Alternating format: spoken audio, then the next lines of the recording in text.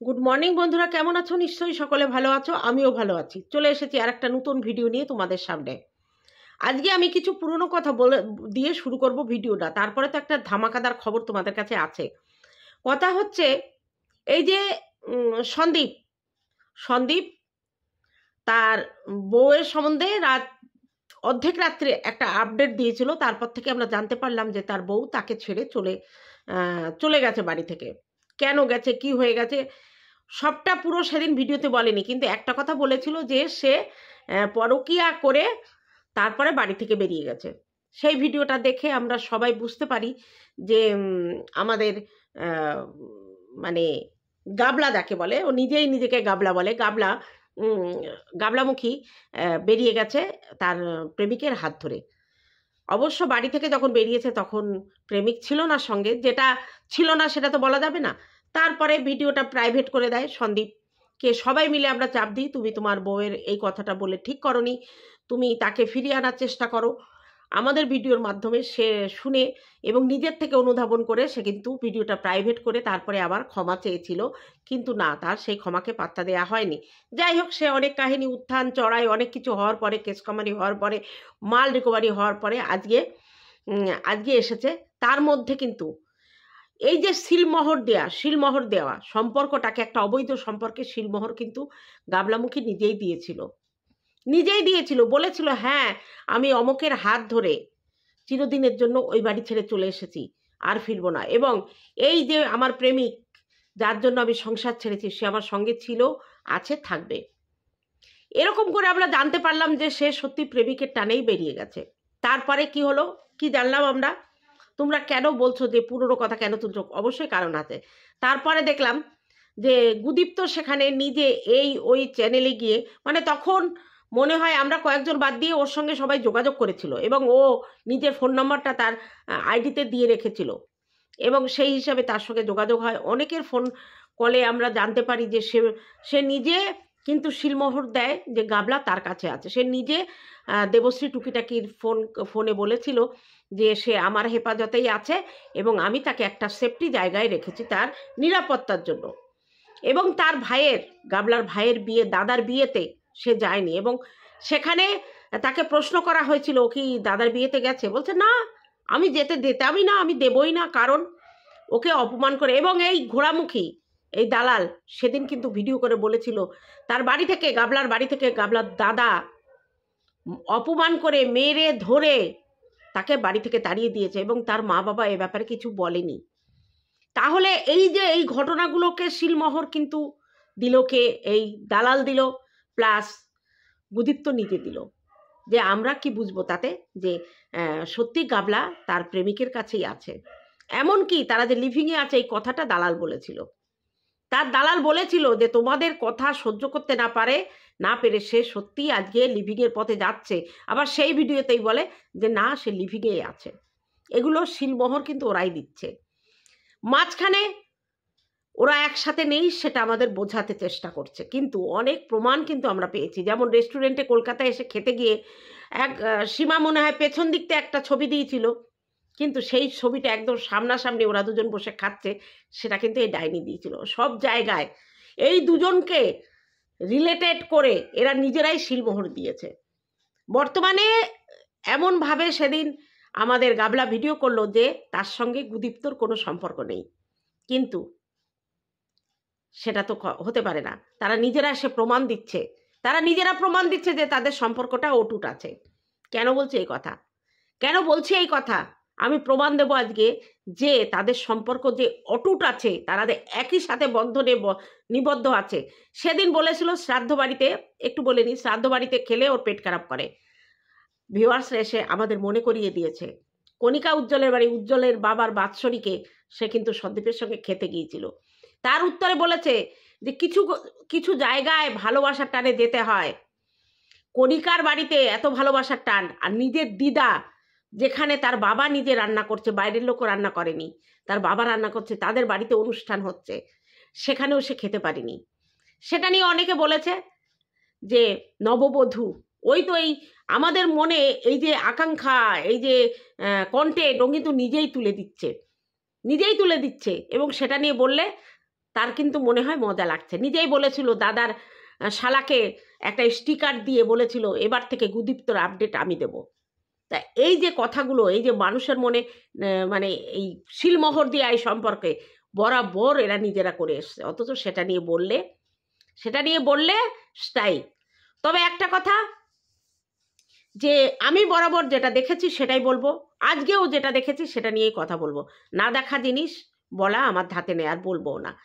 আজকে আমাদের জানো লোটে শুটকি মানে আমাদের গাবলার প্রধান এজেন্ট লাইভে একটা ভিডিও করেছিল, বলো হরিবল হরিবল, মানে জাস্ট এন্টারটেনমেন্টের চ্যানেলে আগে একটা স্ট্রাইক পড়েছে, সেকেন্ড স্ট্রাইক আজকে পড়লো, সেটা নিয়ে খুব মস্তি করলো।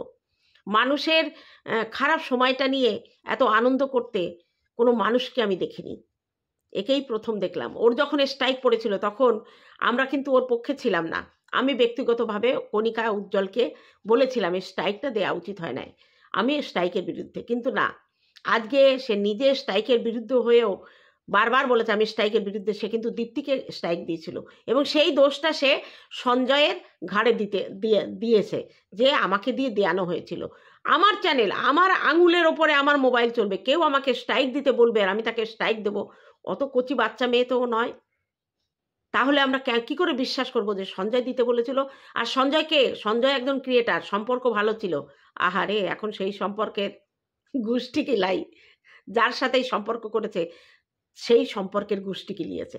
যাই হোক, এখন বলি যে কেন আমি বলছি যে আজকে প্রমাণ দেব যে গাবলার সঙ্গে গুদীপ্তর এখনো সম্পর্ক আছে। নিজে স্বীকার করেছে, আমাদের দালালের ভিডিওতে একটা কমেন্ট করেছে। কমেন্টটা কি আমি একটু পড়ছি, কমেন্টটা আমি এখানেও দিয়ে দিচ্ছি, তোমরা পড়ে নিতে পারো। কেন সে যখন সর্বসমক্ষে কমেন্টটা পড়েছে, সেই কমেন্টটা পড়ে ও যখন অন্যের ভিডিও থেকে কমেন্ট পড়ে, তাহলে আমিও পড়েছি, আমি দেখা জিনিস বলছি, অসুবিধা নেই।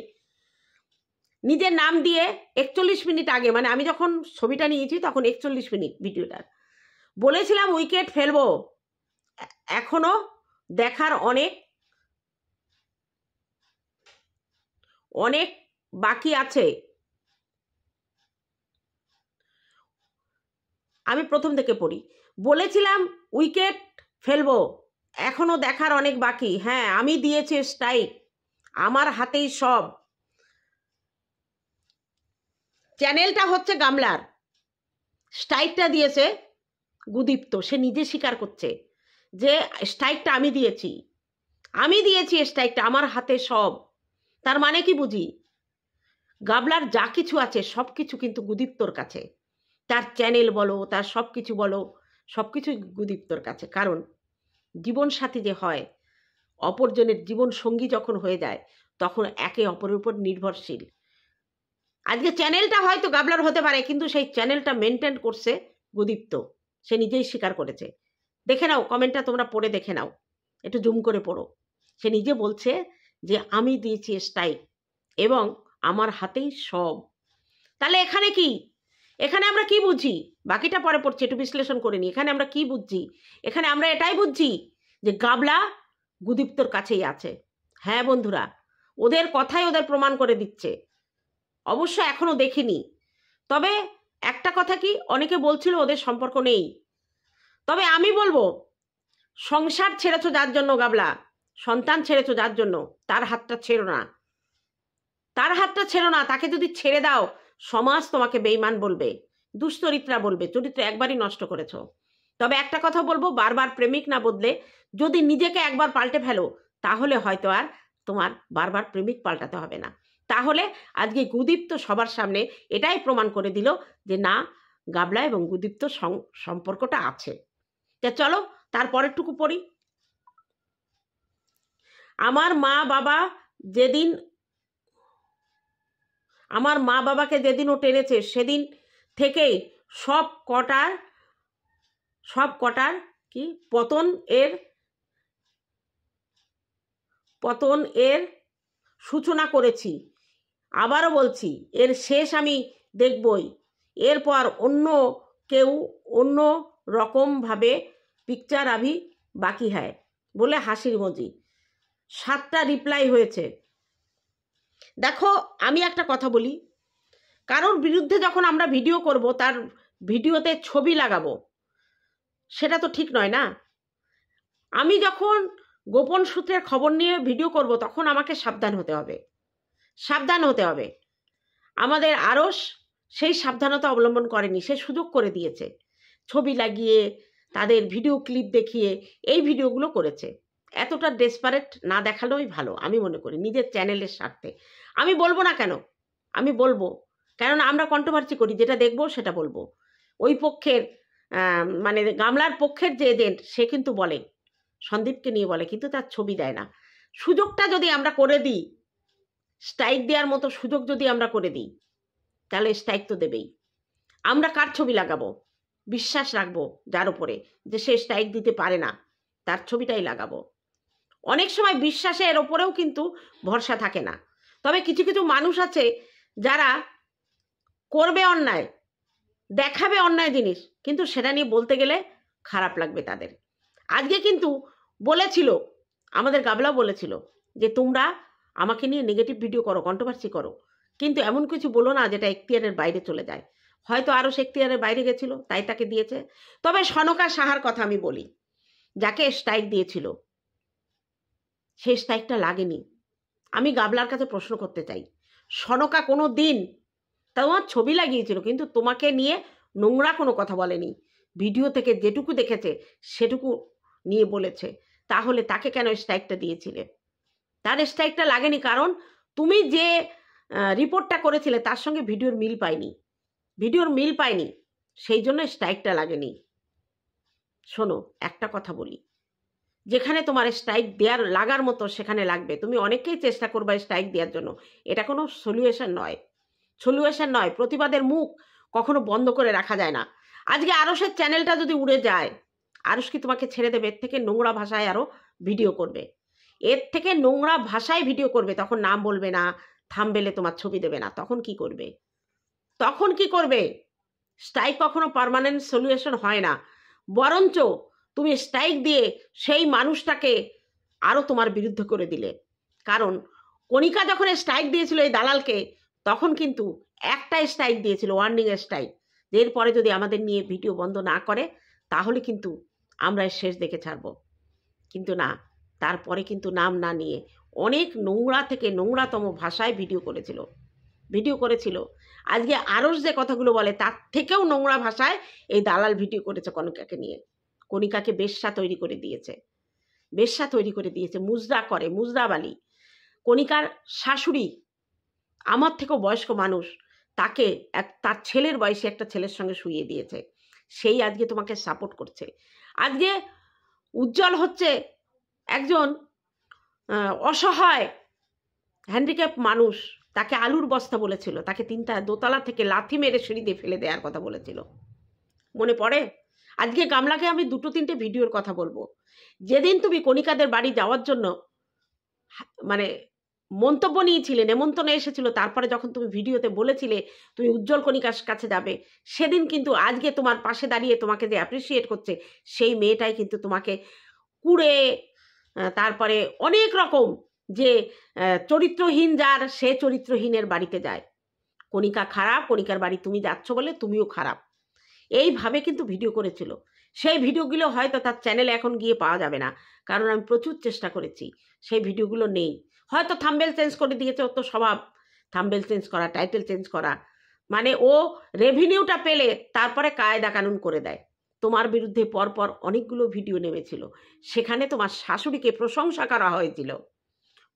করা হয়েছিল যে ওই ভদ্র সন্দীপের মা সকালবেলা ঘুম থেকে উঠে রান্না বান্না সব কিছু করে, আর তুমি তারপরে উঠে ভিডিও করো। তোমাকে কুড়ে বলা হয়েছিল, তোমাকে আরও খারাপ খারাপ ভাষায় ভিডিও করেছিল, এবং কণিকার বাড়ি যেতে তোমাকে বারণ করা হয়েছিল, কিন্তু তুমি শোনোনি, গিয়েছো। তারপর ওখান থেকে আসার পরেও তোমাকে নিয়ে নোংরা ভিডিও করেছে। আর আজকে যখন তুমি সংসার ছেড়ে বেরিয়ে এসেছো, তুমি পরকীয়া করছো, তখন তোমাকে সাপোর্ট করছে। একবার নিজের বুকে হাত দিয়ে গামলা, তুমি একবার নিজেকে প্রশ্ন করো। তুমি সেই ভিডিওগুলো দেখেছিলে, তখন তোমাকে নিয়ে আমি পজিটিভ ভিডিও করেছিলাম ওর বিরুদ্ধে, তখন কিন্তু তুমি তার উত্তরও দিয়েছিলে ওকে। তুমি হয়তো ভুলে যাওনি, তোমার হয়তো মনে আছে, হয়তো তোমার সঙ্গে ভালো সম্পর্ক হওয়ার পরে তারপরে তুমি তাকে দিয়ে সেই ভিডিওগুলো ডিলিট করিয়েছো। একবার বুকে হাত দিয়ে বলো তো, তুমি কি মন থেকে চাইতে যে এই সংসারটা তুমি ছেড়ে দেবে? চাইতে না। তোমার হঠাৎ করে মাথায় কুবুদ্ধি চাপলো, তাই তুমি এই কাজ করেছো। নইলে 5 বছরের মধ্যে তোমার ভিডিও তো প্রথম থেকে আমরা দেখি, আমি তোমার ভিউয়ার ছিলাম। কিষাণুকে যেদিন হসপিটাল থেকে নিয়ে এলে সেদিনের ভিডিও আমি দেখেছি, হয়তো খুঁজলে এখনো আমার কমেন্ট পাওয়া যাবে। তবে তখন আমার চ্যানেল ছিল না, প্রথম যখন তোমার ভিডিও দেখি। তোমার ননদের সঙ্গে তোমাদের যে গন্ডগোল, সেই গন্ডগোলে তুমি তোমার স্বামীর হাত ধরে ননদের বিপক্ষে ভিডিও করেছিলে। অথচ দেখো, সেই দিদি ভাইকে সাপোর্ট না করে তোমাকে সাপোর্ট করলো, কারণ দিদিরও জ্বালাটা ছিল ভাইয়ের ওপরে। তুমি তো পরের মেয়ে, কিন্তু সেদিন কিন্তু তুমিই বলেছিলে। আজকে যে তুমি আর আগের যে সন্দীপের বউ মিল পাই না কেন জানি না, হঠাৎ করে তুমি এত পাল্টে গেলে। একটা সত্যি কথা বলো তো, সত্যি কথা বলো, তুমি তোমার ছেলেকে কিসের জন্য নেওনি? ওই ছেলেটাকে নিয়ে তুমি মানুষ করতে পারবে না, রাখতে পারবে না। তুমি জানো যে তোমার ছেলে, তোমার শাশুড়ি, তোমার স্বামী এদেরকে নিয়ে এদের কাছেই ভালো থাকে, সেই জন্য তুমি ছেলেকে নিয়ে যাওনি। যাই হোক, আর কি বলবো, তুমি যেটা করেছো ভালোই করেছো, তোমার জন্য ভালো করেছো। কিন্তু একটা কথা তোমাকে বলি, তুমি কিন্তু কাল সাপ নিয়ে খেলা করছো, কাল নাগিন নিয়ে খেলা করছো। কোনো দিন যদি এই কাল সাপের লেজে তুমি একবার পা দাও, উল্টে তোমাকে ছোবল মারবে। কারণ মন্দিরাকে দেখেছো, মন্দিরাকে দেখে শেখো। আজকে তোমরা তোমাদের কথার মাধ্যমে, তোমাদের ভিডিওর মাধ্যমে, তোমাদের কমেন্টের মাধ্যমে তোমরা পাবলিককে বুঝিয়ে দাও যে তোমরা একসঙ্গে আছো। অথচ আমরা যদি সেটা ধরে ভিডিও করে বলি যে গুদীপ্ত আর তুমি এক জায়গায় আছো, তুমি কিন্তু সেটাকে খারাপ মনে নাও। কেন? তুমি তো নিজেই কমিউনিটিতে শেয়ার করেছিলে, তাহলে এত লুকোছাপা কেন? দেখো, একটা মানুষকে, আস্ত মানুষকে লুকিয়ে রাখা যায় না। ভিডিওর মধ্যে যেটা দেখি সেটা থেকে বোঝা যায়, তোমার কথা থেকে বোঝা যায় যে তোমাদের সম্পর্কটা এখনো আছে। আর থাকাটাই স্বাভাবিক, তুমি না দেখাও। কিন্তু তুমি তো 4 জন্যই সংসার ছেড়ে এসেছো। তুমি ডিক্লারেশন দিয়েছিলে, ক্লারিফিকেশন দিয়েছিলে কমিউনিটিতে লিখে, সেটা অবশ্য তুমি ডিলিট করে দিয়েছো। কিন্তু তোমরা কন্টেন্ট দিবা, আর আমরা যদি সেটা নিয়ে করি তখন শুনতে কষ্ট হয়। কেন শুনতে কষ্ট হবে?